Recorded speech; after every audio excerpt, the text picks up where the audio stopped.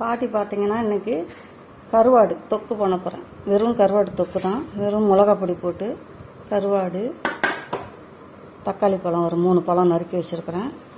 3 வெங்காயம் வச்சுருக்கேன், பெரிய வெங்காயம். மிளகாத்தூள் 2 டேபிள் ஸ்பூன் வச்சுருக்கிறேன். கொஞ்சம் வெள்ளை வெங்காயம் வச்சுருக்கிறேன். கருவேப்பிலை போட்டு கருவாடு தொக்கு பாட்டி எப்படி செய்கிறேன்னு காமிக்கிறேன்.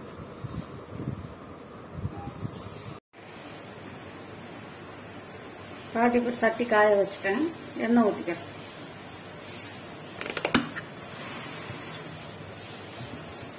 எண்ணெய் கொஞ்சம் கூடவே ஊற்றிக்கோங்க, அப்போ தான் நல்லா இருக்கும்.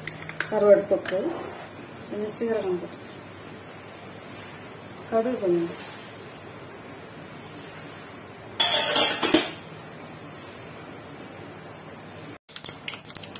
கடுகு பொரிஞ்சிட்டு பாருங்க. வெங்காயம் போட்டுறேன்.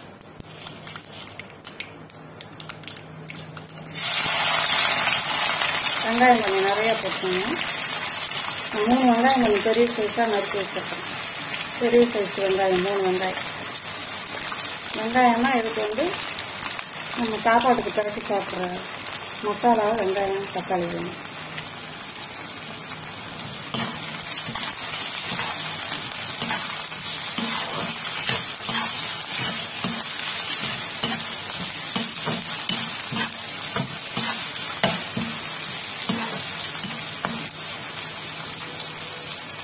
வெங்காயம் வதங்க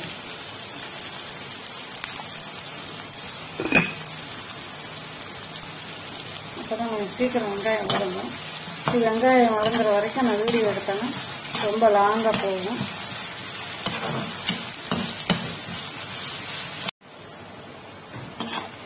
ஓரளவுக்கு வெங்காயம் வதங்கிடுச்சு.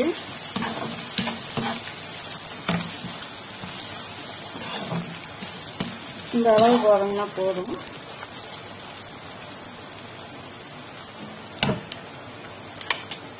வெள்ளை வெங்காயமும் கருவேப்பிலையும் போட்டுக்கணும்.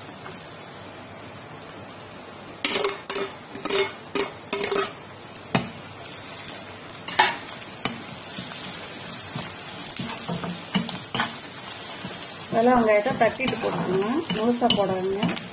தட்டிட்டு போட்டிங்கன்னா தான் அந்த வாசனையும் சுவையும் கொடுக்கும்.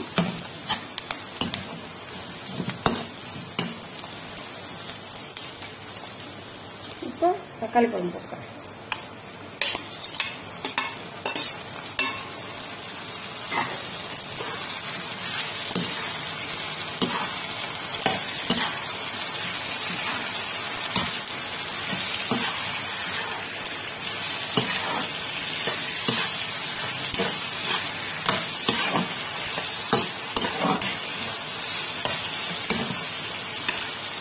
தக்காளி பழம் கொஞ்சம் நேரம் வதங்கட்டும்.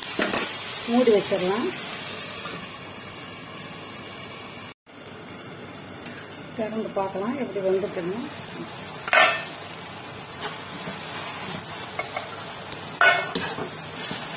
இன்னும் கொஞ்ச நேரம் வேகணும்.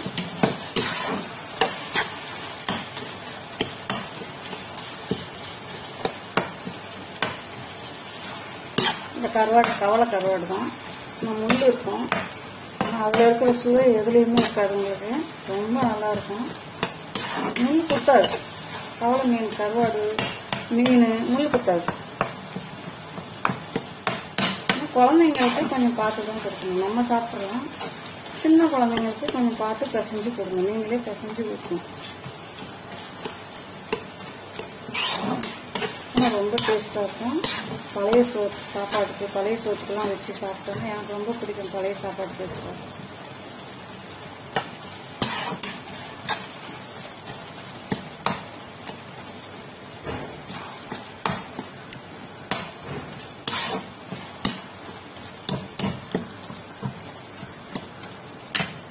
இப்போ மிளகா பொடியும் மஞ்சத்தூள் 1 ஸ்பூன் விட்டுருக்கேன், போட்டுறேன்.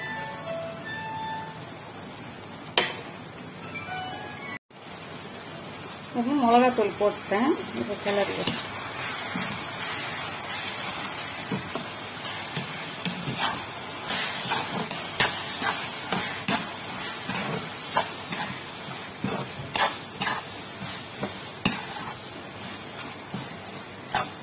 கருவாடு கடைசியாக தான் போடணும். ஏன்னா கருவாடு குழஞ்சிரும்.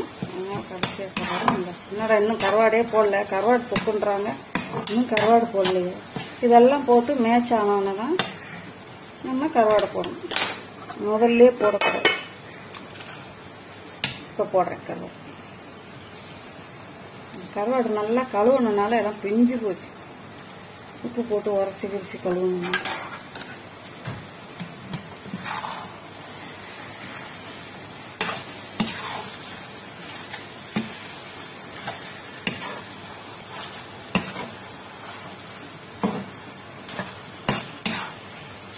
இந்த கருவாடு கொஞ்சம் சீக்கிரமாகவே வெந்துடும். நல்லா இருக்கும். இந்த கவலை மீன் கருவாடு வந்து எப்படி செஞ்சாலும் நல்லாயிருக்கும். மாங்காய் போட்டு மீன் வாங்கிட்டு மாங்காய் போட்டு குழம்பு வச்சோம்னா 2 நாளைக்கு வச்சு சாப்பிட்லாம். அவ்வளோ ருசியாக இருக்கும். பெரிய மீனெல்லாம் வாங்கி சாப்பிட்றத விட இந்த மாதிரி சின்ன சின்ன மீன் வாங்கி சாப்பிடலாம். ரொம்ப நல்லாயிருக்கும்.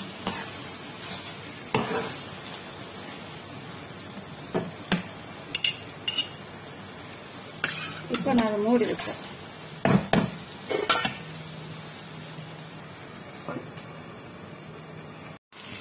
இப்போ திறந்து பார்க்கலாம் எப்படி வெந்திருக்குன்ட்டு. சூப்பராக வந்துருக்கு. எண்ணெய் திறந்து மேலே வந்துருச்சு பாருங்க. இப்படிதான் இருக்கணும் கருவாடு தொக்கு.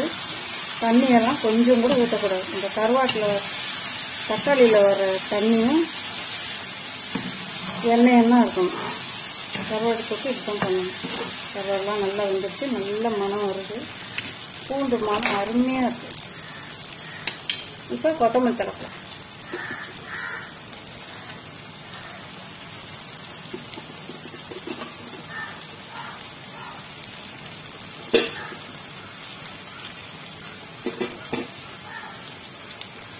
கொத்தமல்லி தலை போட்டேன். மூடி வச்சிடறேன். அவ்வளோதான். பாட்டி போய் பசிக்குது, கஞ்சி குடிக்க போகிறேன். பாட்டி பாருங்கள், பழைய சோறும் கருவாட்டு தொக்கும் வச்சுருக்கிறேன். பழைய சோறு குடிக்க போகிறேன். இந்த வெயிலுக்கு, மெட்ராஸ் வெயிலுக்கு இந்த கருவாடு தொக்கும் பழைய சோறும் அமிர்தம்.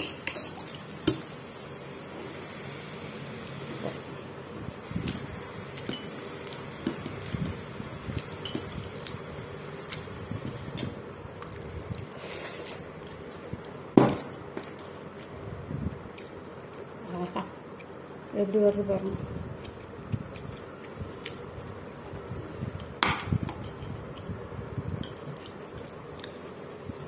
வாங்க, நீங்களும் சாப்பிடலாம் வாங்க. பாட்டியோட கருவாடு தொக்கு செஞ்சு பார்த்துட்டு இந்த மாதிரி பழைய சோறு வீட்டில் இருந்தால் போட்டு சாப்பிட்டு பார்த்துட்டு எப்படி இருக்குன்னு பாட்டிக்கு கமெண்ட் பண்ணுங்க. இந்த வீடியோ பிடிச்சிருந்தா பாட்டிக்கு சப்ஸ்கிரைப் பண்ணுங்க. பாய்.